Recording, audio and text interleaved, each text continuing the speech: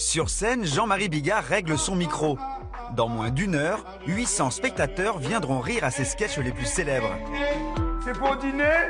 Non, c'est pour faire un tennis, connard. On a une chance sur 10 millions de se faire mordre par une chauve-souris enragée. À 65 ans, l'humoriste est en tournée dans toute la France pour son dernier seul en scène. Je marque un petit peu plus mes sourcils. C'est plus expressif, toi. Ce soir, il fait étape en Champagne, la région de son enfance. Dans la périphérie de Reims, toutes les places du cabaret ont été vendues en un temps record. Acclamé par le public, décrié par la critique, Bigard fait rire la France depuis plus de 30 ans. Quand Bigard est arrivé, c'était un raz-de-marée, c'était un tsunami. On n'avait jamais vu ça. Jean-Marie Bigard, dans son nom, il y a la France. Je trouve que c'est un des humoristes les plus brillants de sa génération. Il a osé parler de choses très très crues et très vraies, c'est pour ça que ça parle aux gens. C'est quand il est le plus vulgaire qu'il est plus près de la poésie. Avec son style inimitable, l'humoriste ne laisse personne indifférent. Il a toujours cette capacité à tenir une salle par les couilles, c'est ça qui est fascinant. Et là, il jouait. Je pense que là où il est le plus heureux, c'est sur scène. Vaut mieux être un enculé de droite qu'un enculé de gauche. Hé, salope! Évidemment, il me fait rire. Mais derrière ce rire, il y a pour moi beaucoup d'émotions. Ah, pardon, ma belle. Ce qui fait la force de Jean-Marie, c'est qu'il n'a pas d'inhibition. Oh putain, mais c'est moi! Révélé par la télévision à la fin des années 80, Bigard va construire sa carrière sur des sketchs devenus cultes. Tu rencontres un copain dans la rue, il te dit tiens, t'as été chez le coiffeur? Non, non, ils sont tombés tout seuls cette nuit. Blague de honte, hein? Qui dure depuis 25 ans, la valise RTL, hein? Ils avaient fait un lâcher de salope, c'était de l'élevage. Il joue le macho. Il joue lui-même le gros beauf. Le cul, il l'a expérimenté, ça se voit. Il y a une espèce de pilier. Prenez Le comique vulgaire par excellence. et buvez-en tous! Ceci est mon sperme. Oh bah, il est dans une grande tradition rabelaisienne, hein. Homme de tous les records, il rassemble des millions de spectateurs dans toutes les salles de France. Il y en a qui l'appellent le patron. Il est le premier à bourrer Bercy et le seul humoriste à remplir le Stade de France à lui tout seul. C'était une idée de fou. C'est le pari que tout le monde lui a dit de ne pas tenter. Il l'a fait. Il a été le premier et le dernier humoriste. Il a rempli le Stade de France. C'est une partie du cœur de Jean-Marie, c'est-à-dire c'est faire la fête. Reconnu comme le meilleur raconteur de blagues pour certains, l'artiste est aussi critiqué pour son humour grivois. La blague, elle est drôle tout du long avec Bigard. C'est du cinéma quand il les raconte. Comment cet ancien barman de Troyes et prof de gym est-il devenu le comique préféré des Français? À l'occasion de son 65e anniversaire, Jean-Marie Bigard revient sur les meilleurs moments de sa carrière d'humoriste. Ses débuts, ses succès, mais aussi les polémiques et les fêlures de son enfance. C'est mon cœur tout entier qui est parti. Eh ben moi, je vais vous dire ce que je pense, en gros, de la politique. Il faut jamais se mettre une truite dans le fion. Oh, ce que ça peut être bête, une femme. Se met tourner, Raymond, ouais! Ouais, je te chope les couilles, Raymond! 35 ans de carrière comme humoriste, avec comme seul objectif, nous faire rire. Jean-Marie, faites Bigard.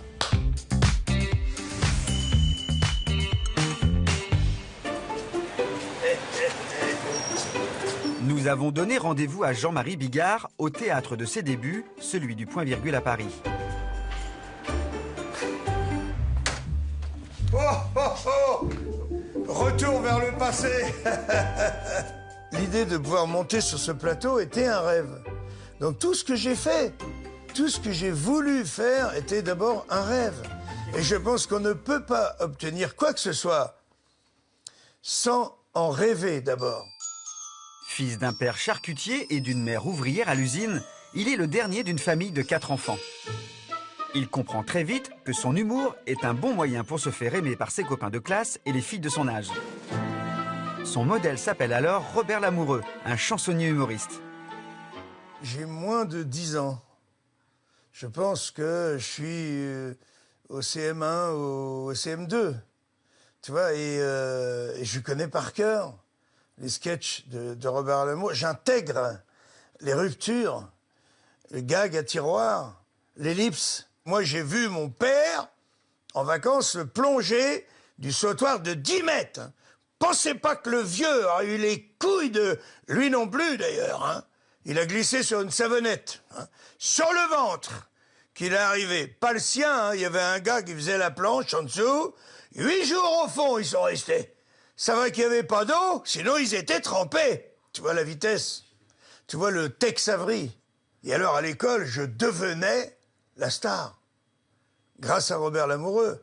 Le prof, il partait en disant « Vous restez sage, je reviens dans 5 minutes ». Je montais sur le bureau du prof et je faisais les sketchs de Robert Lamoureux. Et on m'applaudissait, j'étais déjà au Stade de France.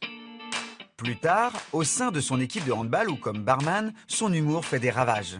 Si vous demandez dans les rues de Troyes aux gens de ma génération le souvenir qu'ils ont de Bigard, le souvenir d'un barman extraordinaire qui faisait rire la ville. Après la mort de ses parents et celle de son meilleur ami, il change de vie et tente sa chance dans l'humour. Avec son copain troyen Jean-Christophe Le Texier, plus connu sous le nom de Tex, il monte à Paris. Il rêve d'intégrer l'équipe de l'émission culte de la fin des années 80, le théâtre de Philippe Bouvard.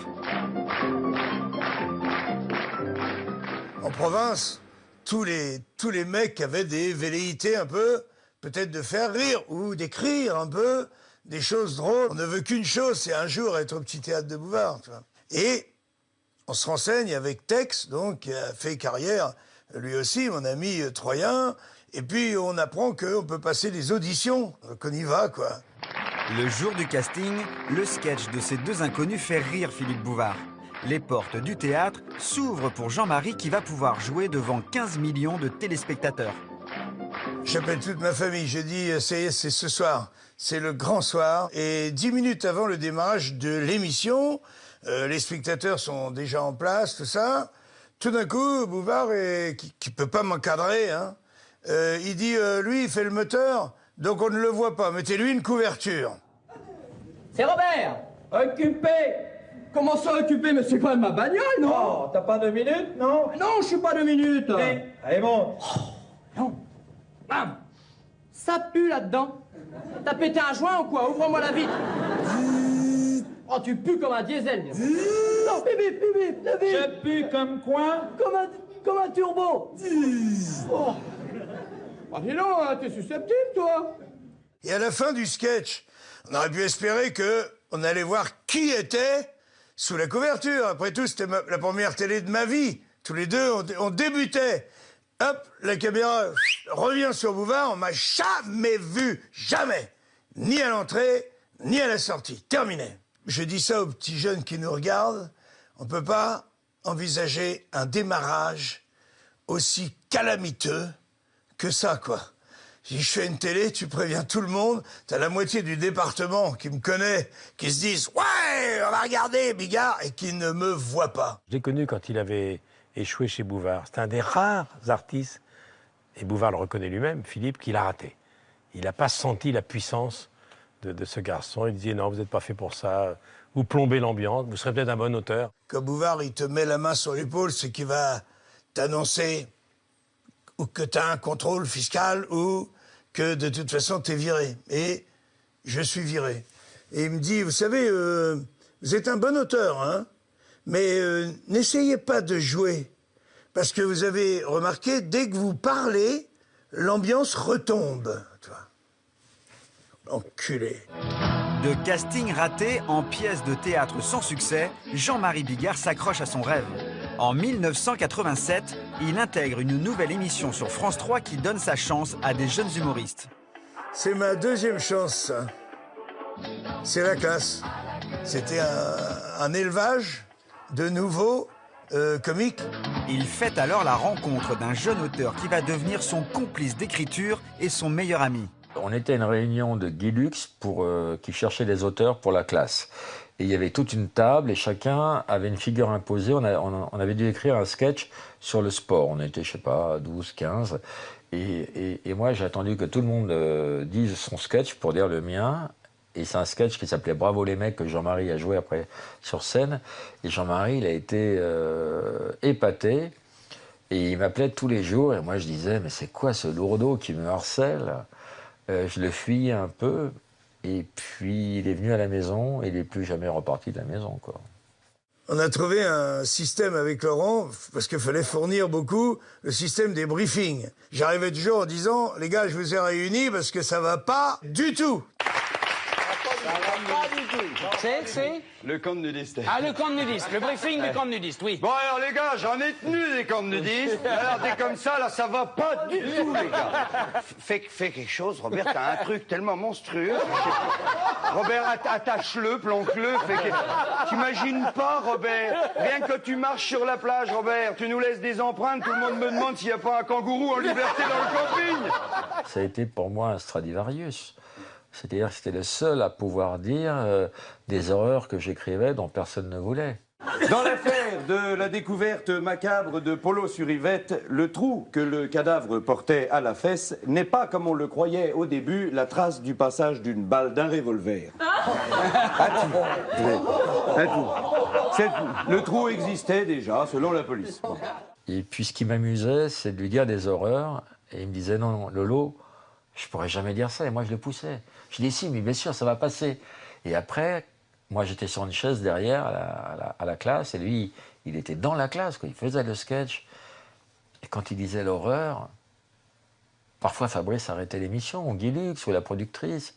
Et moi, je me pissais de rire tout seul parce que j'avais envoyé mon pote au casse-pipe.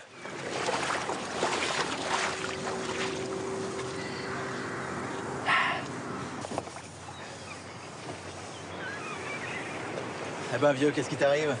Ah non, c'est rien, mais quand je me lave, j'ai un peu mal. Ah, fais gaffe, c'est vachement important. Tiens, regarde. La pub, le mec qui mord dans sa j'ai un peu mal. Moi, je me brosse les dents. Depuis, mes gencives, c'est du béton. Je l'avais transformé comme ça. Et quand j'ai présenté ça au Nul, à l'époque où il y avait encore Bruno Carrette qui était là, donc ils étaient tous les quatre. Ils nous regardent arriver, Laurent et moi. Et dans le dossier qu'on amenait, il y avait ça. Ils ont craqué pour ça et c'est devenu la meilleure fausse pub des Nuls. Tu vois ça, c'est ma bite. Les impuretés se déposent là, entre le poil et les couilles. Qu'est-ce qu'il faut faire? Bah, tu fais ce que tu veux, mais moi je me brosse régulièrement la bite avec Tony Glandil. Tony Glandil? Ouais. Et je peux te dire qu'avec ça, ma bite, c'est du béton. Ce truc arrive comme un cadeau de jouer avec Alain Chabat et avec cette bande qui est le fleuron de Canal+, si tu veux. Moi, si je dis couille, c'est ras des pâquerettes, c'est une merde absolue, tu vois, ce n'est pas acceptable, mais quand les nuls disent couille, c'est du génie absolu, tu vois, c'est comme ça. Ça fait partie de une grosse déconvenue, déception de notre carrière à l'époque, c'est de ne pas rentrer dans l'équipe des nuls. Après tout ça, je fais mon premier one-man show avec mon ami Laurent Baffy, qui sera mon frère, jusqu'à la fin de mes jours. Vous avez 10 Bigard, mon premier spectacle seul en scène, ici au Point Virgule. Il y a Bouvard qui est dans le fond de la salle, celui qui m'a jeté comme une merde. Il se met là, dans le fond, je ne sais même pas moi qu'il est là. Et il ressort de là et il dit, ce type va aller très loin. Je l'adore. Il m'a pas reconnu une seconde. Est-ce que tu connais Jean-Marie Bigard? T'as vu des affiches de lui? J'ai vu des affiches partout, mais il faut on fait dans le genre honnête ou pas? Oui. Eh ben, j'ai jamais vu. Alors justement, je vais te le présenter, mais peu de gens l'ont vu à la télévision. C'est sa première grande télévision. Il est au Point Virgule, un café-théâtre que tu connais. Oui. Et le titre de son sketch, c'est La photo de mariage. Jean-Marie Bigard, première apparition à la télé. Il est là. Bravo.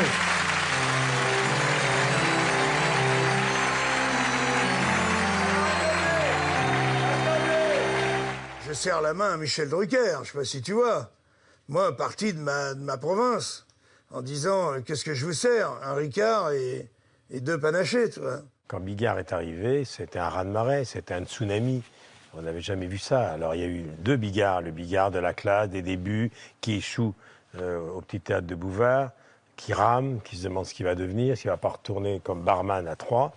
Et puis il y a le Bigard qui décolle, avec des sketchs importants. Beaucoup sont nés sur le plateau de Champs-Élysées, qui m'ont laissé un souvenir fort. Alors, attention, on est prêt. Bon, Raymond. Raymond, alors là, moi, je suis un peu étonné, Raymond. Eh ben oui, je suis un peu étonné qu'à 45 ans, Bah t'éprouves encore du plaisir à faire des oreilles de lapin à mamie, Raymond. Eh ben oui, venant de toi, ça m'étonne, Raymond, parce que je vais te dire encore que les gosses, ils balancent du riz, les gosses, mais c'est pas vrai. Vous avez acheté combien de riz aux gosses? C'est toi, Martine? Martine, quand je vois tes enfants, comment ils gâchent la nourriture, je me demande quelle éducation tu leur donnes, tu vois? Françoise, je me mêle de ce qui me regarde. Si tu as quelque chose à dire, tu attendras qu'on soit à la maison, s'il te plaît. De toute façon, je vais te dire, on va pas tarder à y aller, à la maison, parce que je vais pas rester des heures dans ce mariage de merde, ça, tu peux me croire. Oui, bah, la belle doche a fait la gueule, bah, c'est un mariage de merde. J'ai pas inventé, y a qu'à regarder le tableau. Regarde-moi ça. Heureusement que la mariée était en blanc, c'est le seul repère qu'on aura plus tard pour savoir que c'était pas un enterrement, ce truc-là. Regarde-moi ça. La gueule du fond. Derrière les sketchs les plus célèbres de Jean-Marie, un jeune homme rencontré lors de l'émission La Classe, Pierre Palmade, 20 ans à peine. Ça fait drôle de voir le petit génie de Bordeaux. Il révèle, ni plus ni moins, Muriel Robin et moi. Palmade va coécrire avec Bigard la photo de mariage et un sketch qui va devenir un classique, la chauve-souris. J'ai entendu à la radio ce matin, on a une chance sur 10 millions de se faire mordre par une chauve-souris enragée. Faut quand même savoir qu'il y a un gars qui s'est sûrement cassé le cul pendant des mois et des mois, avec du matériel et tout. Pour arriver à la conclusion suivante, on a une chance sur 10 millions de se faire mordre par une chauve-souris enragée. On se réunit avec Pierre pour travailler, et j'adore raconter cette histoire parce qu'elle est vraie, quoi, de bout en bout. Et on piétine. Il n'y a rien qui vient, le drapeau noir, tu sais. J'ai dit, c'est drôle, j'ai entendu à la radio ce matin qu'on avait une chance sur 10 millions de se faire mordre par une chauve-souris enragée. Pierre, il tape cette phrase sur l'ordinateur. On piétine. 2 heures après, rien du tout. On remet notre blouson, on dit, bon, bah allez, maintenant, on va aller boire un coup. Et en repassant devant l'ordinateur, avant de sortir de chez lui, je relis la phrase. Et pour rigoler, je dis à Pierre, on a bien bossé quand même là, hein. C'est une belle journée de travail, parce que franchement, j'aurais quand même bien savoir comment il a fait le gars pour déterminer qu'on avait tous en moyenne une chance sur 10 millions de se faire mordre. Alors moi, je suis pas curieux, mais j'aurais quand même bien savoir comment il a fait le gars pour déterminer qu'on avait tous, en moyenne, une chance sur 10 millions de se faire mordre. Ben oui, monsieur, bon. Admettons que le gars soit très copain avec une bande de chauves-souris enragées. Il les connaît depuis longtemps. Il les a déjà dépannées quand elles étaient dans la merde et tout. Mon vieux, elles lui doivent tout, elles lui cachent rien. Ils ont un degré d'intimité ensemble, mais bon. Moi, je dis que c'est un peu facile de foutre les jetons à tout le monde. Avec finalement la seule chance qu'on a de se faire mordre, hein, en occultant volontairement, excusez-moi du peu, les 9 999 999 autres chances qu'on a de ne pas se faire mordre. Pierre, il me dit, moi j'habite dans le 10e. Déjà, le 10e, c'est un quartier, question chauve-souris, qui est assez tranquille. Tu vois, on rigole comme des baleines. Et puis, moi, j'insiste, je dis, bon, en plus, j'ai un code et un interphone en bas. Je veux dire, la chauve-souris, elle peut toujours se pointer. Mais bon, admettons, et le fameux admettons qui arrive, qui est scandé pendant tout le sketch, les gens, ils rigolent qu'avec ce mot. Admettons, arrive une chauve-souris enragée. Elle a le bal, elle est enragée, quoi. Et hop, elle se met à trifouiller mon code. Pierre, il me dit oui, parce que quand elles sont enragées, elles cherchent quand même. Elle tombe sur mon code. Faut encore qu'elle imite la voix d'un gars que je connais. Sinon, j'ouvre pas, moi. Bon, j'étais un petit peu bourré la veille, j'ai pas bien dormi, c'est pas ça la question. J'ouvre. Faut qu'elle pousse la porte. C'est grand comme ça, une chauve-souris.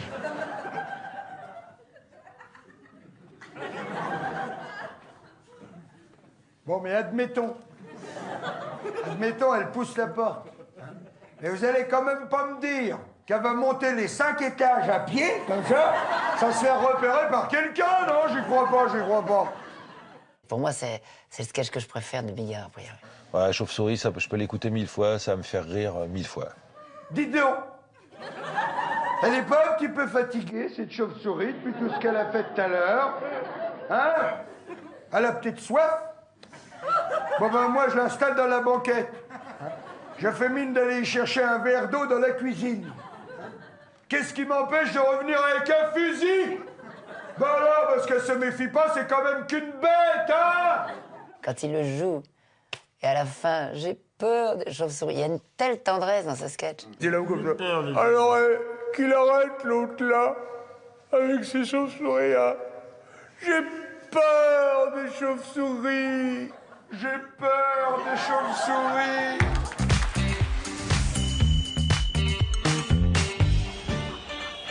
Dès ses débuts, Jean-Marie Bigard rencontre le succès avec des sketchs que certains trouvent grossiers ou vulgaires. Un style que l'humoriste va travailler toute sa carrière. C'est vrai, les crottes de nez, c'est comme l'épée, c'est pareil. Tout le monde fait des paix et on n'en parle jamais. Pourquoi? C'est pas sale, on peut très bien le dire. Tout le monde fait des paix, c'est vrai. Par exemple, vous, mademoiselle, vous pétez, par exemple. Voilà, elle se dit aussi, pourquoi moi, tu vois? On est 400, attention. Vous avez vu, elle est ravissante comme tout, et ben, elle pète quand même. Et des fois, ça sent pas bon, faut reconnaître, hein. Ce sketch qui était, bon, c'est vrai, une espèce de petite marque de fabrique, parce que personne n'aurait osé faire un sketch sur les paix. Et moi, j'ouvre un petit angle. Quand nous, on fait un paix, hein, même s'il est immonde, on peut pas le sentir tellement il pue, c'est une horreur. Eh ben, je vais vous dire un truc, hein, c'est quand même notre paix, tu vois. Un gros paix à nous qui pue, eh ben, il pue moins que le petit paix d'un autre. Le petit paix d'un autre, il pue toujours plus. D'ailleurs, entre nous, c'est très rare qu'on se barre d'un paix à nous, hein. Des fois, on en fait un gros, les copains disent « Oh là, salaud, qu'est-ce que t'as fait ?» et tout. Et nous, on est là, on reste dedans, on dit « La vache, c'est génial. » On en est fiers. On fait tous caca, on fait tous pipi. On fait tous des paix. Et ce sketch, ça a fait chier tout le monde, par exemple.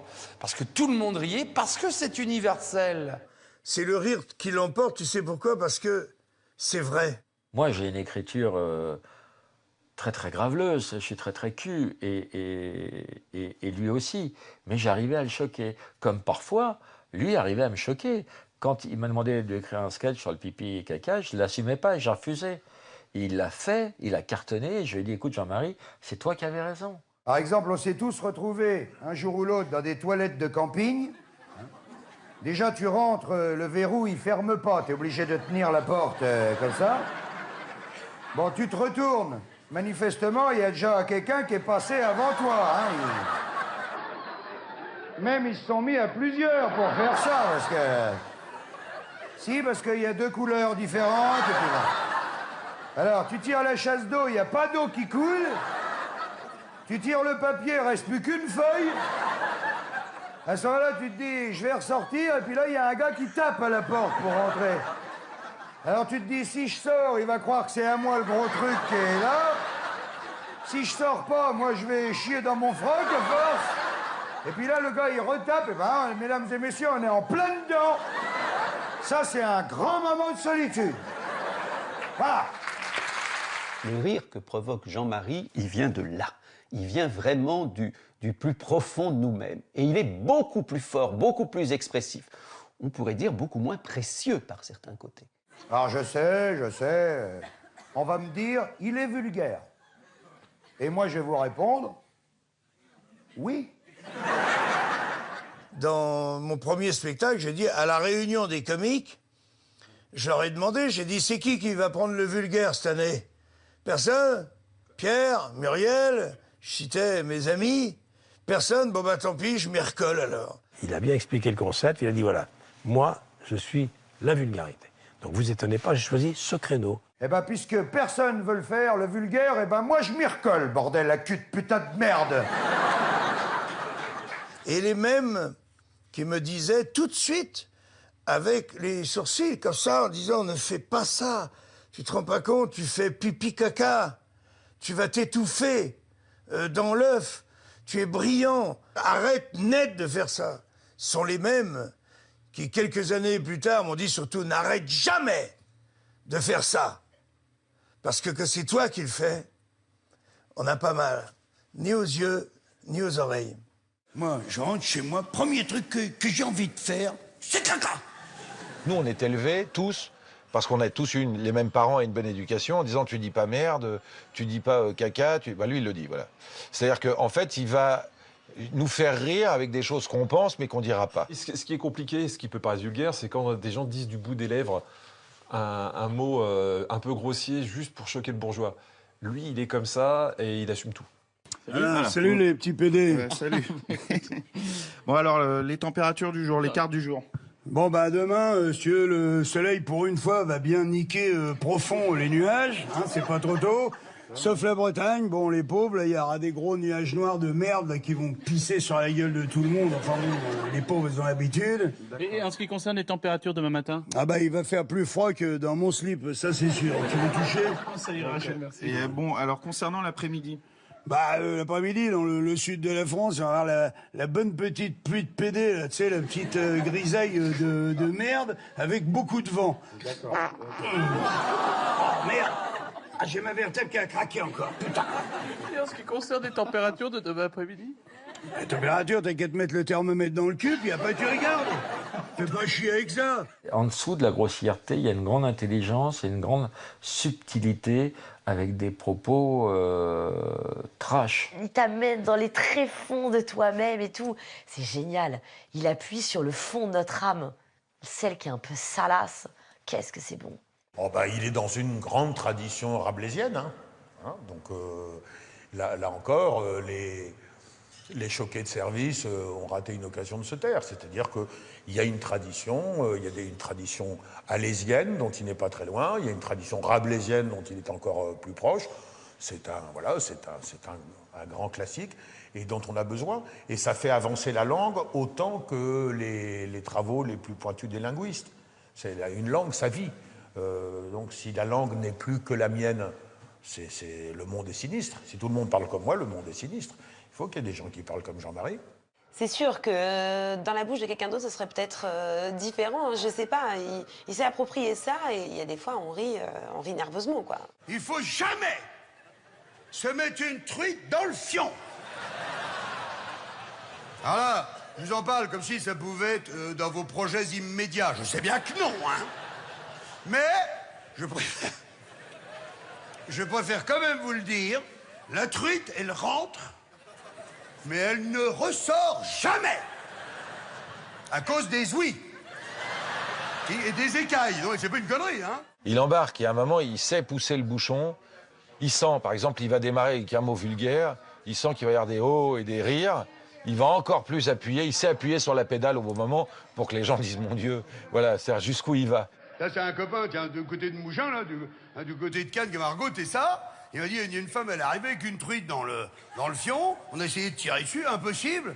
On a mis les carters, on a été la chercher en petits bouts, hein. Ah bah, il y a un moment, on s'est tâté pour faire un barbecue. On a dit, bon, bah... Ah bah, attends, mais je te jure. Attends, vers la fin, il était comme ça, hein. Il disait, mon vieux, 20 minutes de plus, elle lâche une caisse, on mange tous de la truite fumée, hein, toi. Il fouettait, quoi. C'est quand il est le plus vulgaire qu'il est plus près de la poésie. C'est à ce moment-là qu'il atteint le sommet de la poésie. C'est sûr que ce qu'on peut quand même rendre comme hommage à Jean-Marie, c'est d'être un peu plus audacieux que l'époque dans laquelle on vit. C'est vrai que ça fait du bien, ne serait-ce que d'entendre des gros mots sur scène. Ça a été quoi ces derniers mots? Les autres, ils diront, bah rien, il a juste chié. Et tous les autres, en cœur, ils diront, oh, bah ça m'étonne pas de lui. Il aura été vulgaire jusqu'au bout. Ben, ouais. Et alors? J'adore les femmes, mais des fois, je ne comprends pas.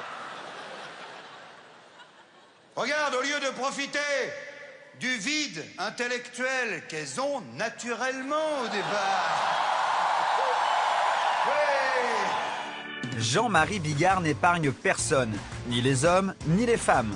Avec son humour grivois et son langage cru, attention aux oreilles. L'humoriste ne fait pas dans le politiquement correct. Et encore Encore heureux qu'à travail égal, on gagne plus. Allez, les gars! Moi, en tant que femme, ça me choque pas. Parce que c'est tellement gros, tellement énorme, quoi, que ça ne me choque pas. Eh ben oui, en attendant, les femmes, on s'excuse, hein? Mais nous, quand on descend à la cave avec vous, on sait jamais sur quoi on va tomber avec vous, hein? Et là, c'est pas moi qui parle, hein, c'est le Larousse médical. Dis donc, entre les glaires, les pertes blanches et les mycoses, hein? Ouais, ben on demande pas de médaille, mais un petit peu de respect. Le client est roi, quand même, hein? C'est le clown gras, tu vois, c'est ça, c'est son personnage de scène. C'est à un moment donné, les gens attendent de ça. Mais il joue le macho, il joue lui-même le gros beauf. Et en plus, si les gens savaient à quel point, dans la vie, il n'y a pas plus gentleman, il n'y a pas plus amoureux des femmes que Jean-Marie, et qu'il n'y a pas plus élégant, que c'est vraiment le genre de mec qui te tient la porte. Enfin, vraiment, c'est son personnage scénique. C'est vrai, faut être gentil aussi, nous qu'est-ce qu'on veut, c'est avoir raison, nous, c'est tout. Bon, bien sûr. Tiens, je vais vous dire un petit secret, qu'en est plus un d'ailleurs, parce que je le dis à tout le monde, mais quand on est en train de manger, on est à table en train de manger avec des potes, en plein milieu du repas, je me retourne vers ma femme et je dis « Tais-toi, toi, mal baisé !» Et je dis « Grâce à qui ?» Bah, elle me dit « À toi, chérie. » Bon alors, qui c'est qui commande? C'est un jeu, on le sent bien qu'il est pas... En plus, il est pas du tout comme ça se sent tellement. Parce qu'il a une grande tendresse en lui, qui transpire dans sa façon de jouer, sur scène, dans ses textes, etc. On le sent. Il est très tendre, c'est un bébé, il n'est pas du tout comme ça, il n'est pas du tout macho, il joue au macho, en fait. Vous avez vu les femmes de l'an 2000, comment elles se rebiffent? C'est bien, les femmes, je suis fier. C'est vrai, c'est vachement bien. C'est vrai que nous, bon, depuis les hommes préhistoriques, on s'était habitués, nous, comme ça. Mais c'est vrai que c'est bien, vous êtes super, je suis fier de vous. On va le faire un coup, tiens, pour les filles. Hein, les filles? Hein, les gars?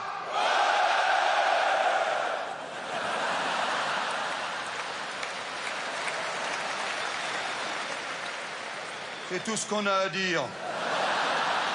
La parole ne représente que 20% de ce que tu envoies. C'est tes yeux, l'intonation de ta voix, la force de ta voix, tes gestes, les ondulations de ton corps envoient les 80% restants. Tu peux dire autant de trucs ignobles que tu veux, si ton cœur et ton corps envoient de la tendresse, de la gentillesse, les gens ne reçoivent que la tendresse et la gentillesse. Oh, est-ce que ça peut être bête, une femme? Oh!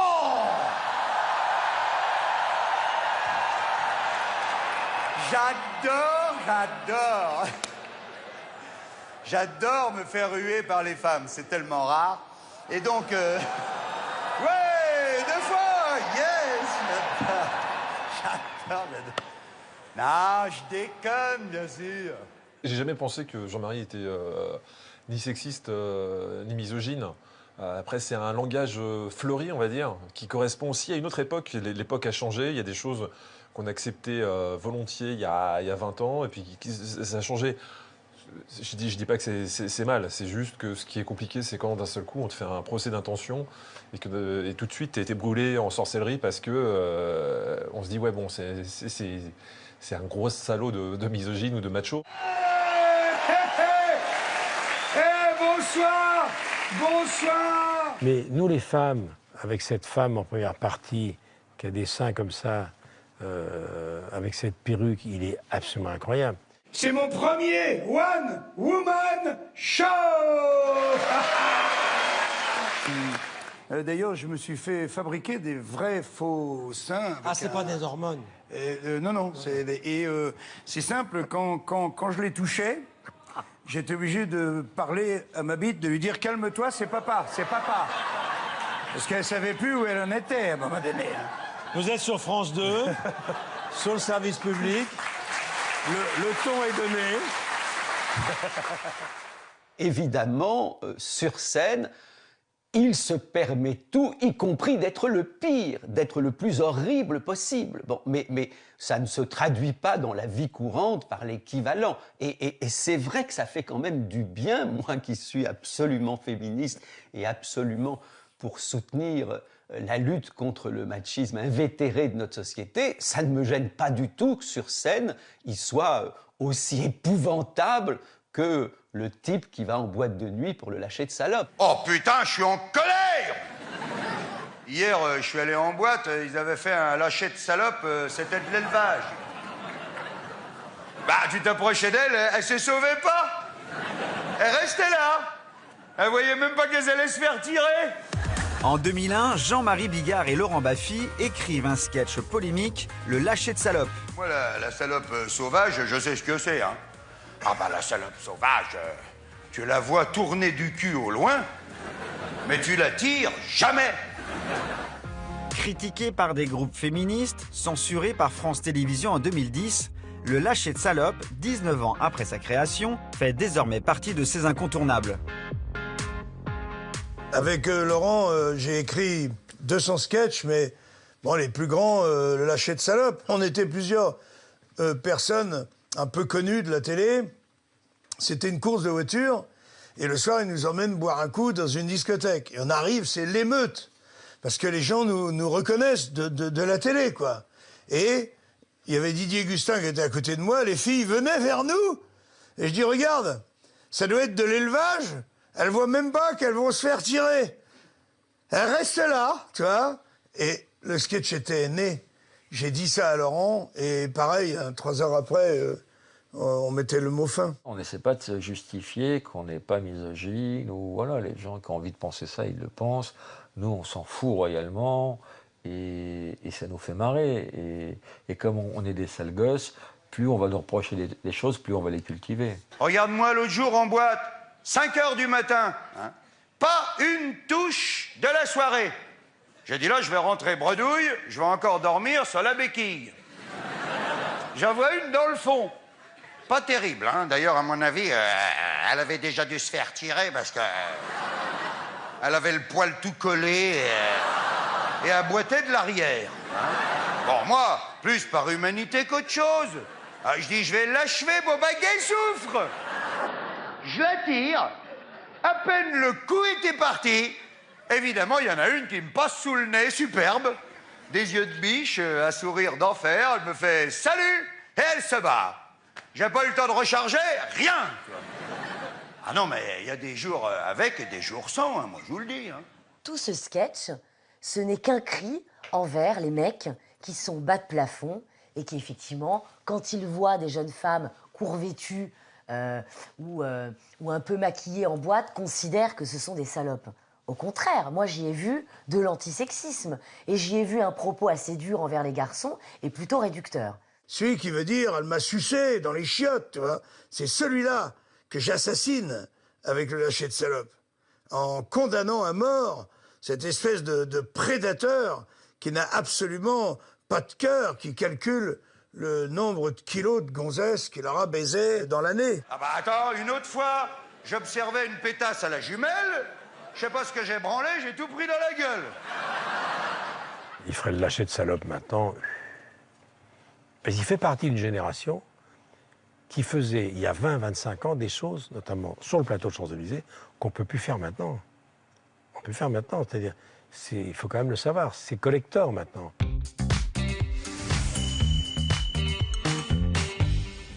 Depuis plus de 30 ans, Jean-Marie Bigard fête le sexe sans tabou.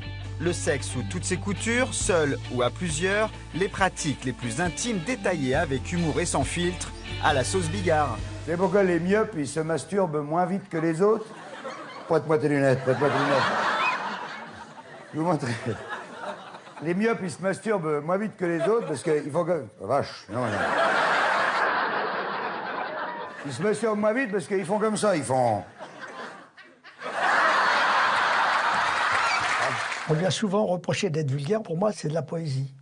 C'est de la poésie qui a peur de rien. Puis en plus, il parle du sujet principal de l'humanité qu'est le cul. Je rappellerai que pour que l'humanité subsiste, Dis pas n'importe quoi, là. Pour que l'humanité subsiste, il est nécessaire que l'homme jouisse.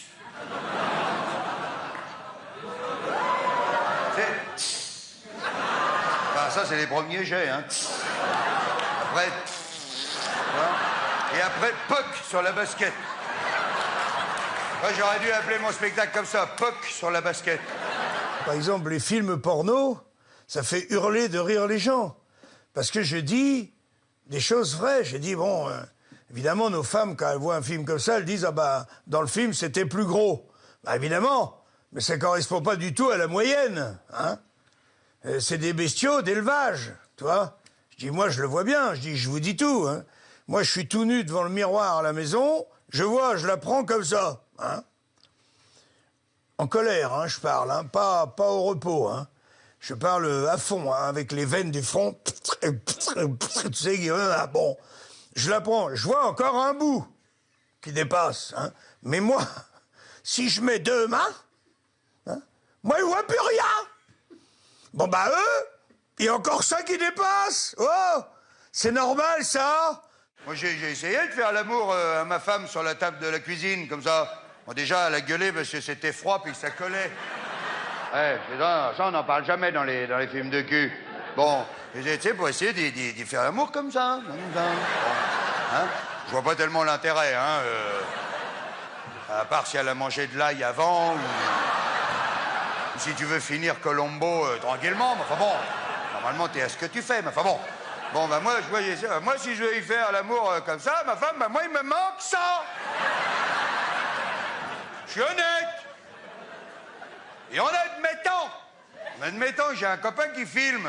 Bon, imagine, je suis comme ça. Bon, s'il me dit, attends, il dit, attends, écarte-toi un petit peu parce que je vois pas bien. Je dis, moi, si je m'écarte, je sors. Effectivement, avec ça de longueur de bite, tu fais des positions, évidemment, plus faciles. Tu peux tirer au coin de la rue, quoi, si j'ose dire. Hein, mais si tu as une bite normale qui fait que 11-12, eh ben, tu tires face à face. Hein. Tu prends pas de détour parce que t'as pas assez de câbles, tu comprends? Ah, vous savez, ces gars-là, il faut pas les envier, hein. Ah non, c'est des malheureux, tu sais. Ah, tu sais, tout ce qui rentre, hein, faut le ressortir après, hein. Et puis faut le re-rentrer, hein. Et vas-y, les reins, comment ils dérouillent, hein. Ah oui, parce que là, ils sont jeunes, ils souffrent pas encore, hein.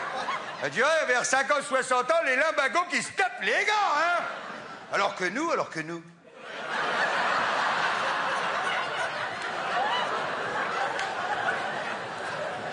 Et même, je vois, les filles, ils les font sucer beaucoup trop jeunes. Là, c'est les cervicales qui trinquent, là. Tu sais, avec les grands bazars, ils sont là comme ça. Hein? Moi, j'ai vu des arthroses, moi, à 35 ans, moi. Des arthroses comme mamie, hein, des arthroses. Alors que nous, non, non. Ce que je veux dire, c'est que nous, les petites bites, on respecte les femmes, et puis c'est tout. Hein, les gars? Ouais. Allez, là, je viens de vous dire, vous aviez tous des petites bites. Faut pas dire oui à chaque fois non plus. Je vais dire les bites normales. Hein? Jean-Marie Bigard, c'est ses mots, c'est son lexique qui est drôle. Il a un parler et des métaphores que lui seul a, en fait. Et c'est là où il est très, très drôle. C'est là où il n'est pas comme les autres. Tac, tac, tac, tac, tac, tac, tac. D'un coup, de la moutarde, elle monte là, tu vois. Alors, là, l'homme, ce qu'il fait, il se colle contre la touffe, les yeux exorbités, comme ça. Et là, il dit, Martine, bouge plus. Et là, il a la bite à l'intérieur qui fait...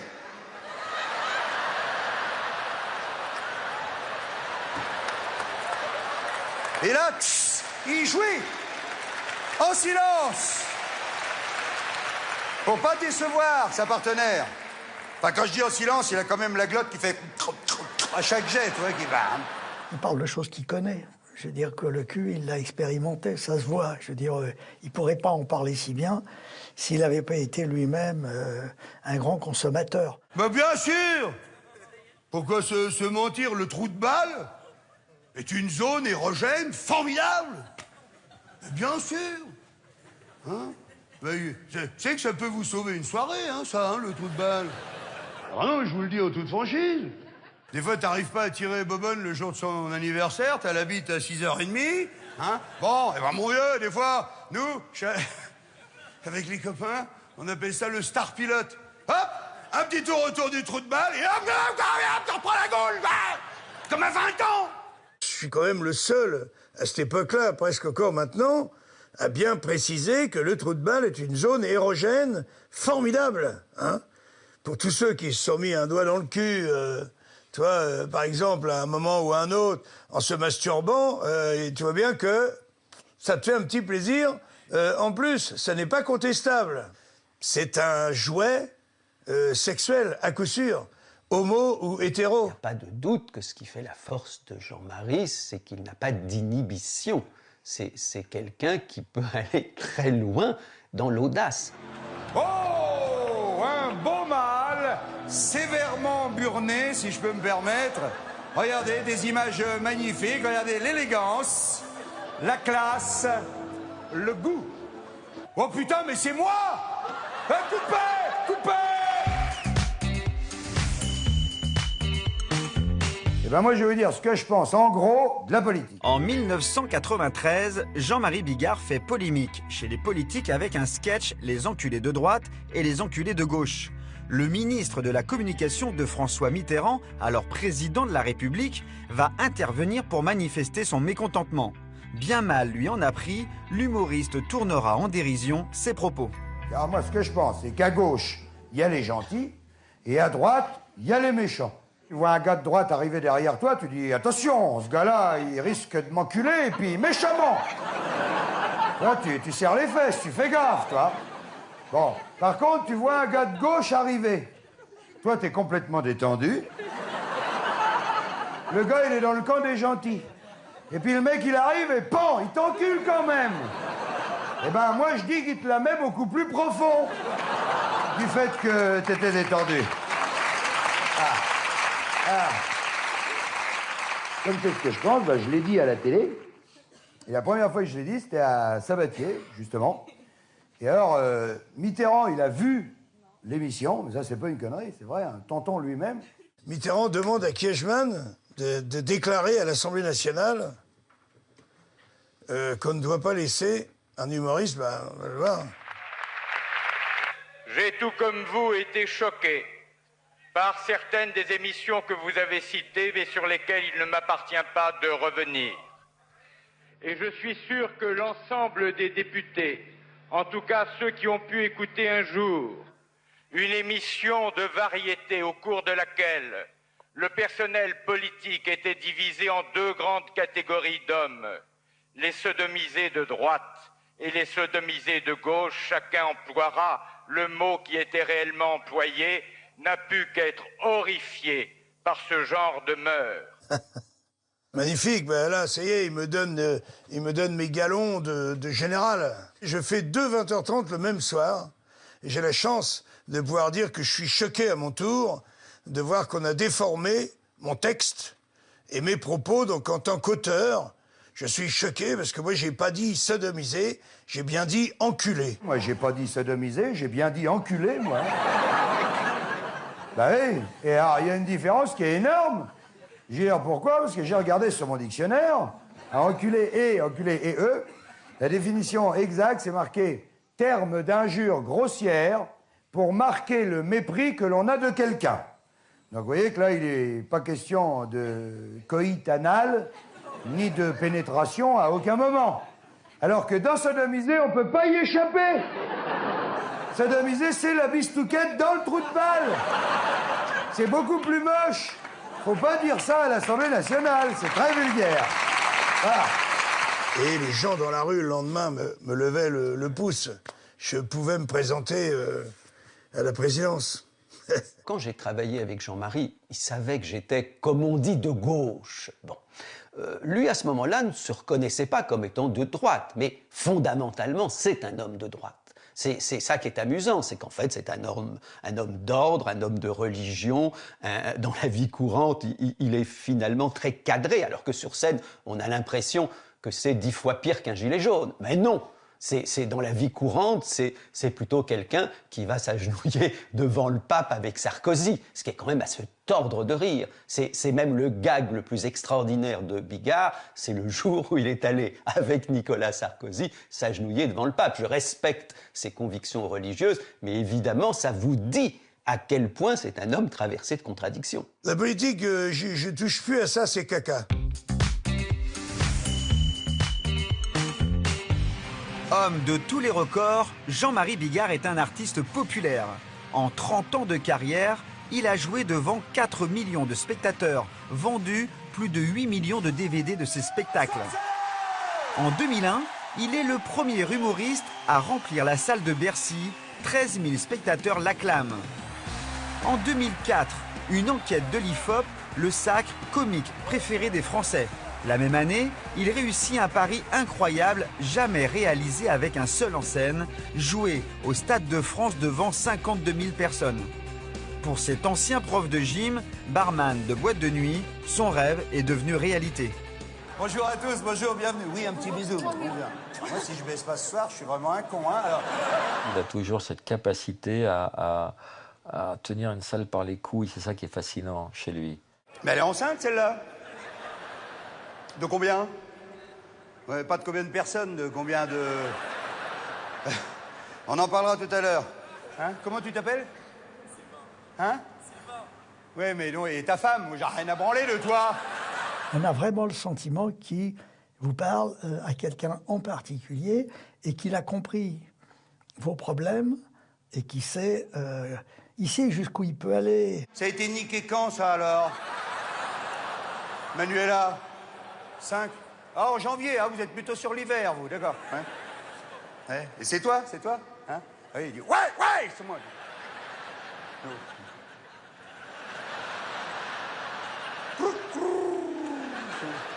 Il en peut plus. Ah ouais, non. Il a la main sur le genou, toi, tu vois, ouais, c'est moi. Ah, je me doute que c'est pas ta belle-mère qui t'a pompé le nœud, puis après, hein? Me prends pas pour un con, quand même. En plus, là, faut souffler vachement fort, toi. Ça aille dans le fond et tout. Imagine la belle-mère, Manuela, elle fait... Y'a lui qui arrive, je l'ai. Y'a lui qui a avalé la moitié. Hein? C'est quelqu'un d'entier et comment dire, de profondément humain. Il n'y a aucune volonté de nuire dans Jean-Marie. Il ne fait pas de l'humour au détriment d'eux. Ah, il a besoin de son public. Il les aime. Il aime les gens. D'ailleurs, il les aime pas que sur scène, il les aime tout le temps. Il les aime dehors, il les aime dans la rue, il les aime même quand on dîne en amoureux et qu'on vient en plein milieu de notre repas nous interrompre. C'est quelqu'un que j'ai jamais vu refuser une photo, un selfie, un mot. Comment vous appelez? Delphine, et toi? Laetitia. Ah, encore 2 prénoms de pute. Les gens hurlent de rire. Et les 2 femmes aussi. On rigole parce que les gens ne sentent que ton cœur, que tu parles. Et le fils d'Alex Métayer, Éric Métayer, m'a dit un jour, sur mon cœur, le plus beau compliment, il m'a dit, tu as un gros cœur qui tâche.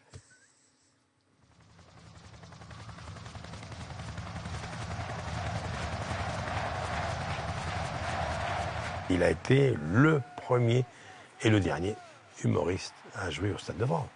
Ou au Stade de France, c'était plutôt les Stones, Céline Dion et Johnny. Il a rempli le Stade de France. C'est grâce à vous si j'existe, tout simplement. Oui, c'est un truc de mégalo. Enfin, si t'es pas mégalo, tu fais pas ce métier. On fait des boulots de mégalo. Il faut se prouver qu'il est le plus grand, qu'il est le plus fort. Il n'a pas besoin de ça, à la limite. Hein. Et il a besoin de se prouver ça.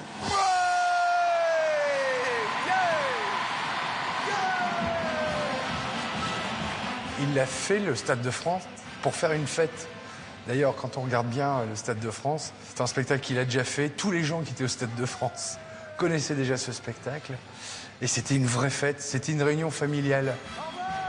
Alors qu'il fait sale comble tout au long de sa carrière, Jean-Marie Bigard n'aura jamais été épargné par les critiques. Encore aujourd'hui, son humour divise, choque, ses détracteurs ne voyant en Bigard que le masque du comique vulgaire. Je suis sûrement l'artiste qui fait le plus grand écart entre l'amour du public et les critiques qui te chient dessus, quoi. Mais c'est comme ça, c'est pas grave. 650 000 personnes ont vu ce spectacle, et puis vous, ce soir, à Bercy, c'est tellement bon. Tu ne veux pas savoir. Je peux vous dire un truc, c'est qu'avant de démarrer, échaudé que j'étais, tu sais, par les critiques de spectacle, hein, j'avais décidé de ne pas inviter, précisément, les critiques de spectacle. Non, oh là là, non. Ah bah non, bah déjà, même que j'essaye de faire propre, ils me chient dessus quand même, alors... Non, j'ai dit là, c'est un spectacle qui est trop coloré, ça va pas leur plaire encore. D'ailleurs, pendant 15 ans, tous y sont venus, et tous, à chaque fois, ils m'ont poignardé le cul. Tu vois, donc là, j'ai dit, cette année, je vais attendre que ça cicatrise un petit peu. Il en souffre profondément. C'est une blessure extrêmement profonde et irréparable, et d'une injustice totale. Et je ne serais vraiment content que quand j'aurais botté le cul de tous les connards qui auront été le chicaner là-dessus, avec une prétention, une cuistrerie confondante. Mais bon, voilà, la bien-pensance a toujours eu un territoire assez large, et ils sont venus chercher des poux dans la tête, emmerder le monde sur cet artiste rigolo, dont ils riaient eux-mêmes quelquefois, d'ailleurs, mais en cachette, parce que ça ne se fait pas. Et alors, évidemment que c'est une souffrance, on a tous envie de reconnaissance, et alors se voir tout d'un coup snobé par un trou de balle qui n'a pas fait grand-chose de sa vie, et qui est en train de dire, oui, ouais, alors là, vraiment, c'est le genre de comique. Mais va te faire enculer, mon pote, c'est tout. Oui, c'est bien sûr, c'est exactement très ça. douloureux, C'est l'injustice, voilà. Ouais. L'injustice totale. Les critiques, eux, ils ont jamais rien réussi, nulle part. C'est pour ça qu'ils ont fait critique. Hein. Bah oui, sinon, ils auraient fait quelque chose. Ils auraient pas critiqué. Ah ouais. T'as aucun intérêt, les critiques. Hein? D'ailleurs, tu le vois bien. Tu sais, quand c'est chacun son tour de balayer l'appartement. Hein, quand c'est pas ton tour de balayer, par exemple, toi, t'es dans la banquette, tu sais, tu regardes comme ça. Hein, eh ben, tu vois toujours où l'autre, il est pas passé. T'attends la fin comme un péteux, et puis à la fin, tu dis, t'es pas passé là. T'as vu le petit triangle, là, il y a une miette de pain, t'es pas passé. Eh oui, bah t'avais qu'à le faire, connard. Il n'a pas la carte. Il peut être aussi grossier, mais pas plus que les nuls l'ont été. N'empêche que les nuls, on considère que c'est sublime, alors que Jean-Marie, on considère que c'est grossier. Qui c'est ce on? C'est le on qui, effectivement, fait la loi dans ce qu'on appelait le triangle d'or, où il y avait Le Monde, Le Nouvel Obs, peut-être Télérama, que sais-je. Ça, c'est sûr qu'il n'a jamais eu la carte. Et que c'est une douleur. Il peut nous raconter ce qu'il veut, c'est une douleur pour lui. Je ne vais pas dire que je ne suis pas sensible, mais j'essaye de me détendre. C'est un exercice de méditation. Tu vois, on me chie dessus, je fais... Et ils disent, alors dites-moi, que vous étiez petit. Et ben, bien. Est-ce que vous faisiez rigoler vos petits camarades de classe? Et c'est une bonne question, ça. Hein? Alors moi, je dis, non, moi, c'est venu à 35 ans. Je me suis cogné la tête dans la porte des chiottes et hop, je suis devenu drôle. Avant, pas drôle. Après, drôle. Drôle et vulgaire, hein, puisque c'était la porte des chiottes, hein, je vous rappelle. Hein. Si, il faut bien leur expliquer, sinon ils comprennent pas.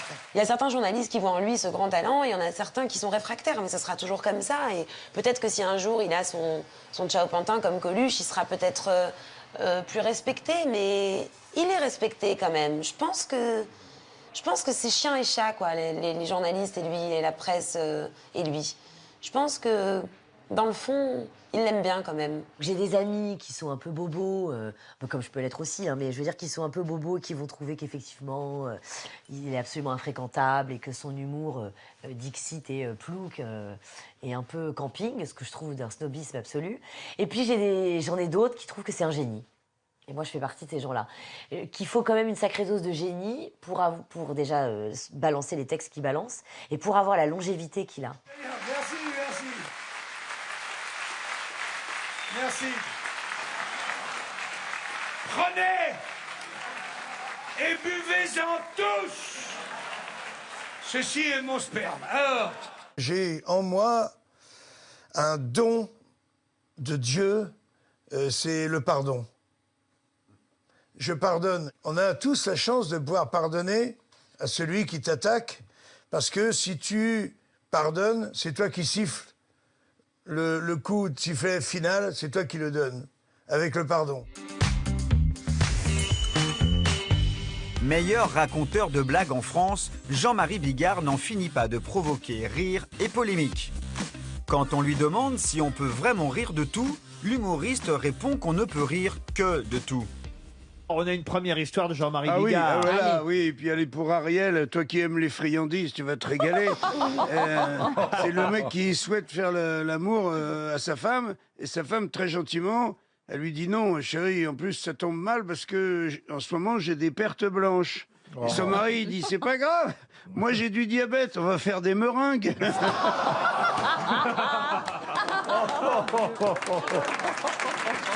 C'est le meilleur raconteur de blagues au monde.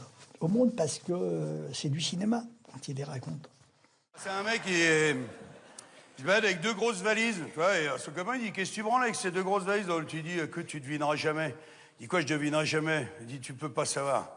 Il dit, il y a quoi dans celle-là? Il dit, dans celle-là, regarde si tu veux, mais il y a une mythe géante. Il dit, quoi? Il dit, oui, une mythe géante. Il dit, vas-y, ouvre si tu veux. Il ouvre, putain, il y a une mythe de 30 kilos dans la valise. Il referme et dit dans l'autre, dit dans l'autre, je préfère même pas te le dire, tu vas pas me croire. Vas-y, il dit, vas-y, il y a quoi? Il dit dans l'autre, il y a un génie. Il dit, quoi? Tu me racontes? Il dit, vas-y, ouvre. Putain. Mais qu'il ouvre la valise. Il y a un génie de 20 mètres de haut qui sort, il dit, oh, mon maître, tu m'as libéré, fais un vœu. Et l'autre, il dit, magne-toi le cul, hein. T'as droit qu'à un seul vœu, c'est 10 secondes. Après, il rentre dans la valise, il dit, dépêche-toi. Il dit, quoi? Il dit, vite, brouille-toi. Il dit, je voudrais 1 milliard. Bam! Et il se referme, et 2 secondes après, bam! Il y a un billard qui arrive, un billard, un 3,80 m, tu sais, le billard. Alors il se tourne vers son pote, il dit, non, ton génie, il serait pas un petit peu dérangé? Je lui demande 1 milliard, il me donne un billard. Et l'autre, il dit, bah attends, et moi, tu crois que j'ai demandé une grosse mythe? La blague, elle est drôle tout du long avec Bigard. C'est-à-dire que la façon de le faire, il fait le personnage, sa femme qui rentre, qui ressort. Et donc c'est drôle, c'est un plaisir de l'écouter jusqu'au bout. En général, on attend la chute, et puis bon, c'est pas très bon dans le corps du texte. Mais lui, c'est vraiment une petite pièce de théâtre, c'est extra. C'est 2 cannibales. 2 cannibales, ils sont à table. Il y en a un, il dit à l'autre, j'aime pas du tout ma belle-mère. L'autre, il dit, mais mange les carottes au moins. Le directeur de la piscine, il arrive vers un mec, il dit, monsieur, je vous rappelle que c'est interdit d'uriner dans la piscine. L'autre, il fait, oh, ça va, tout le monde le fait. Il dit, oui, mais pas du plongeoir. C'est un petit Ouistiti. C'est un petit Ouistiti. Il arrive au bar, il s'accroche au comptoir, il dit au barman, vous avez des bananes? Et le garçon dit, non, on n'a pas de bananes. Vous avez des bananes? Il dit, non, je viens de vous dire qu'on n'avait pas de bananes. Vous avez des bananes? Il dit, oh, t'arrêtes, hein? Je sais pas rien, tu me demandes encore un coup si j'ai des bananes, je te cloue la langue sur le comptoir. Et le petit singe, il dit, vous avez des clous? Et le garçon, il dit, non, j'ai pas de clous. Alors, vous avez des bananes? Ça fait plus de 30 ans qu'il est sur le devant de la scène et qu'il invente, qu'il se renouvelle. Et en même temps, maintenant, il a une espèce de statut de vieux sage des blagues de cul. Et ça, une espèce de maître Yoda des blagues de cul, je trouve ça assez classe. Tu sais pourquoi les Portugaises, elles pètent après la sodomie? C'est pour remettre les poils dans le bon sens. Quoi? Le poil, il est bien collé. Par exemple, je fais une soirée avec des amis, je leur raconte 30 blagues. Le lendemain, ils sont incapables d'en ressortir plus de 3 et en les racontant très mal. Tu vois? Et quand ils me disent, je sais pas comment tu fais pour retenir les blagues, je leur dis non. J'ai un handicap, mais qui est dans l'autre sens. Moi, je suis incapable d'oublier une blague. Quel est le légume le plus pervers? L'artichaut. On lui coupe la queue, on lui arrache les poils, et seulement après, on lui bouffe le cul. Voilà. C'est parfait. C'est parfait. Parfait. Le mec, il rentre dans la banque du sperme, il a une cagoule. Sur la tête, un flingue. Il arrive vers la caissière, il dit ouvre le coffre. Et la caissière a dit monsieur, c'est la banque du sperme ici, il n'y a pas d'argent. Ta gueule! Ouvre le coffre! Elle ouvre le coffre, Il dit, vous voyez, regardez, il n'y a que des éprouvettes avec du sperme. Il dit, prends-en une. Il prend une éprouvette, bois-la. Il dit, quoi? Bois-la. Il boit l'éprouvette, il dit, prends-en une autre. Vas-y, bois. Elle boit la deuxième éprouvette, elle dit, encore une troisième, vas-y. Il dit, monsieur, ta gueule. Il prend la troisième éprouvette, à peine elle a dégluti le vin, et qui retire sa gagoule, il dit, tu vois, chérie, quand tu veux, tu peux.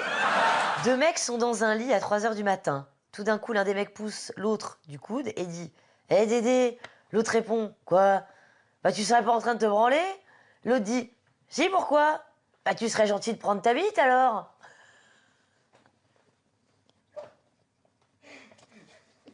Ah, moi, je les raconte pas très bien, au contraire. Je les comprends pas toutes, c'est pour ça. Alors, au club house, un mec arrive en courant. Le club est désert, il y a juste le prof de golf. Vite, vite, ma femme s'est fait piquer par une guêpe. Elle s'est fait piquer où? Entre le premier et le deuxième trou. Bah, dites-lui qu'elle serre un peu plus les jambes. Oui, j'ai pas comprise. Si... J'y arrive pas. Si tu ne te sens pas bien, c'est que tu n'as pas encore pété. Moi, je crois que là, non, hein, on va en rester là. Vous mariez la caméra, très bien. Bon, Jean-Marie, on réglera ça plus tard.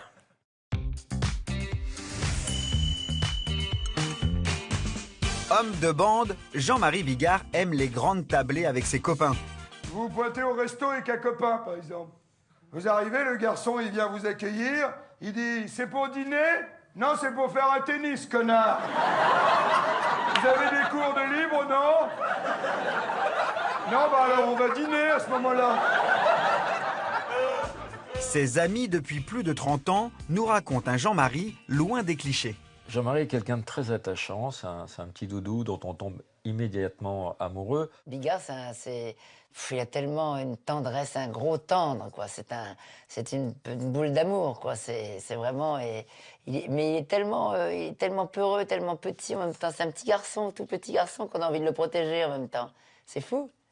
2 couverts. Non, mon pote, il va manger avec ses doigts, puis moi, je lui repasserai la fourchette de temps en temps, connard. Un frangin, un vrai frangin, ben, c'est là pour te consoler, pour te faire rire, pour te donner la main, pour...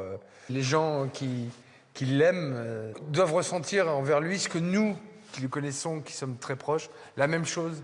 Tu rencontres un copain dans la rue, il te dit « Tiens, t'as été chez le coiffeur ?» Non, non, ils sont tombés tout seuls cette nuit. Je sais que ce qui m'a bouleversée, c'est que il est venu me voir jouer au théâtre et il m'a laissé un message après. On s'est appelé après. Et sa façon de s'adresser à moi, c'est un peu les petits frères, quoi, la jeunesse. C'est d'une bienveillance. Et il était très ému de mes débuts sur scène. Il est dans la compassion, Jean-Marie. Tiens, la valise RTL, hein, voilà une honte, hein, qui dure depuis 25 ans, la valise RTL, hein. Oh, c'est dégueulasse, hein, la valise RTL, hein. Et RTL, tous les matins, ils appellent quelqu'un pour y expliquer qu'il a paumé 50 000 balles. Chaque fois qu'on le voit, d'abord, il pleurniche jamais en public. Je ne l'ai jamais vu pleurnicher. Et il est là pour vous mettre de bonne humeur, même quand il va mal et qu'il a des soucis. Bonjour, Mme Chambier. Mme Chambier, c'est Fabrice de RTL, là. Mme Chambier, est-ce que vous pourriez me donner le montant de la valise RTL? C'est dommage, je ne suis pas absenté longtemps, hein. Juste 5 minutes pour téléphoner à mon mari qui est à l'hôpital, justement, qui a un cancer de l'estomac. Et puis qui est dans la même chambre que mon petit garçon de 8 ans, qui en a coupé les 2 jambes ce matin, donc on aurait bien eu besoin de cet argent. Oui, mais vous écoutez pas RTL aussi, Madame Chambier. Moi, il me fait rire, évidemment, il me fait rire. Mais derrière ce rire, il y a pour moi beaucoup d'émotions. Parce que Jean-Marie, c'est quelqu'un d'extrêmement sensible, qui ne montre rien. Mais nul ne guérit de son enfance. 47 822? Vous avez dit 47 822? Oui. Oh, quel dommage, Madame Chambier! Oh, c'est 47 828! Oh, à 6 francs près! Oh, c'est ballot, hein, c'est ballot. C'est un écorché vif. solide, mais il va proposer, il peut rencontrer un mec dans la rue, lui dire qui lui dit Monsieur Bigard, je l'ai toujours admiré, je veux être humoriste. Il dit viens faire ma première partie ce soir. Il est capable de ça. Donc c'est pas voilà, on peut tout reprocher à Jean-Marie pour ceux qui ne le connaissent pas, mais pas son manque de générosité. Moi, je vois maintenant, par rapport à ma richesse intérieure, tu vois, eh ben, je peux plus comprendre les pauvres. Ah ben, je m'excuse, mais les pauvres, ils ont une manière de vivre. Ils voudraient se pourrir l'existence, ils s'y pourraient pas autrement, quoi. Rire et faire rire, hein, les deux à la fois, c'est bien sûr. C'est le bon choix qu'il a fait pour ne pas s'enfoncer dans la déprime, la paranoïa, le chagrin et, voilà, et la neurasthénie. Donc c'est ce choix de transformer, et qui est un choix très typique de l'humour, hein, qui est de transformer le malheur, l'accablement, les difficultés en quelque chose de bien plus digeste et même éventuellement qui donne la patate. Ben là, il n'y a rien à faire. Si c'est pas un chier partout, ça leur plaît pas. Ah ben, on croirait que c'est moche autour d'eux, ça les rassure. Ah ben, il n'y a qu'à regarder la femme du pauvre, hein. Si elle n'a pas une robe de chambre à fleurs, avec des mules et des bigoudis plein la tête, il n'y touchera pas. D'ailleurs, tu verras jamais un pauvre avec un top modèle. Jamais.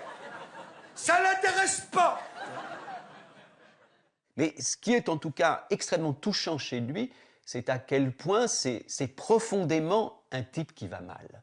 Je le dis avec le respect justement que le psychanalyste a pour ceux qui souffrent, pour ceux qui sont traversés par la douleur. C'est quelqu'un qui va mal, non seulement dont le corps de 1000 façons lui crée des problèmes, je ne rentrerai pas dans les détails de ses souffrances personnelles, mais c'est quelqu'un dont finalement la vie c'est toujours traduite par de la souffrance, par de la difficulté, par de la colère, même s'il est par ailleurs heureux de vivre, même si c'est un bon vivant, même si passer une soirée avec Bigard, on est mort de rire, n'empêche que lui, il est plutôt mort de peur, mort de souffrance, mort de toute une série de choses qui le traversent et qui, je crois, font de lui un être beaucoup plus souffrant qu'on imagine. Et les clés USB? On n'en a pas parlé de ça. Les clés USB qui ont 3 côtés. Si! Elles ont 3 côtés! Ses défauts, il parle que de lui, en fait. Fais-moi, Bigard! Hein? Je suis le meilleur, je suis le plus fort. Maintenant, ta gueule, Bigard, ok? Tu vas la fermer. Il y en a ras-le-bol. Un jour, on jouera peut-être ensemble quand on sera très vieux. Nous et les animaux, on fait des parades amoureuses. Regarde le pingouin, lui, il est super mignon, le pingouin. Sa parade à lui, il va chercher un petit caillou, qu'il prend parmi des milliers de petits cailloux, prend dans son bec, hein, il ramène, il le dépose délicatement entre les petites pattes de sa femelle, et après, il la nique. Ça, c'est pareil pour nous, hein. Si, nous aussi, quand on ramène un beau caillou à la maison, en principe, ça met une bonne ambiance, hein, faut être honnête. Sauf que la femelle pingouin, elle n'a pas besoin d'un 12 carats, un simple caillou suffit. Jean-Marie Bigard l'amoureux de sa femme et de ses enfants. L'humoriste partage sa vie avec Lola qu'il a épousée en 2011.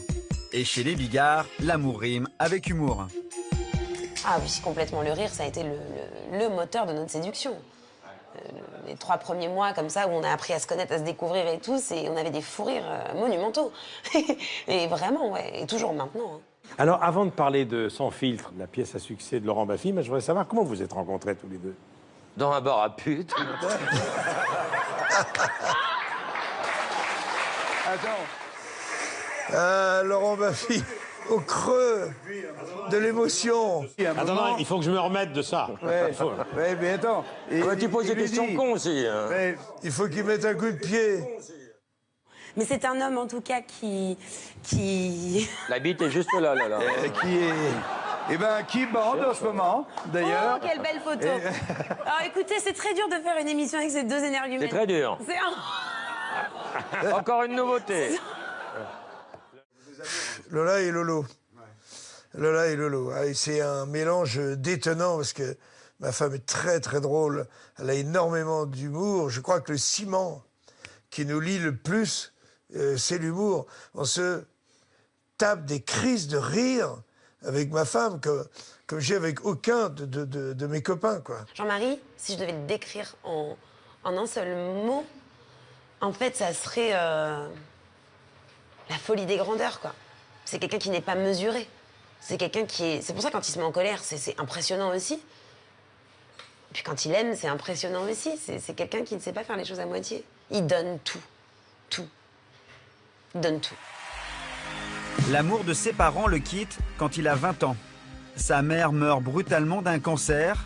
Son père est assassiné 1 an après.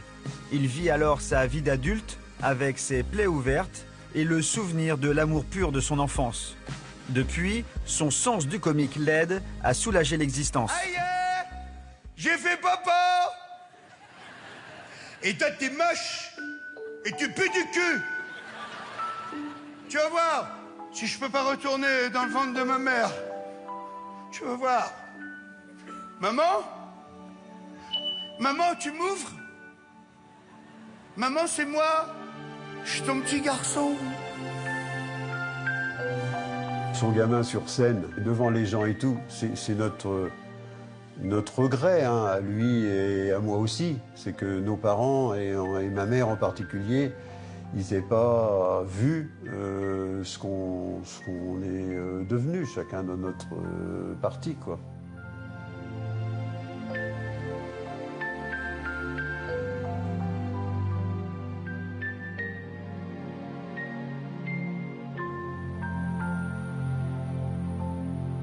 Oh, on ne peut pas me faire ça. C'est mon cœur tout entier qui est parti avec elle, maman chérie, tu vois, ma petite maman. Elle est fière de moi, je suis sûr et certain. Je l'appelle, je lui parle et je me dis, mon Dieu, comment je l'aurais couvert de cadeaux. Bon, les enfants, qu'est-ce que vous pensez de ce sapin? En fait, on peut pas passer. Regarde-moi, regarde-moi. En fait, on peut pas passer. On peut Il est beau ou il est pas beau? Il est pas beau, il est horrible. On peut même pas passer. On peut même pas passer, vous voyez? Dedans, on dirait que dedans, il y a des abeilles. En ce moment, ils n'ont que 6 ans. Ils n'ont pas pu voir papa jouer. J'ai hâte qu'ils me voient, j'ai hâte qu'ils essayent mon micro sur la scène, qu'ils parlent en se disant... Mon Dieu! Alors on peut parler à 5000 personnes. Je veux qu'ils sentent ça et qu'ils voient papa faire cette gymnastique magique qui est de faire gigoter les boyaux de la rigolade à des milliers de personnes.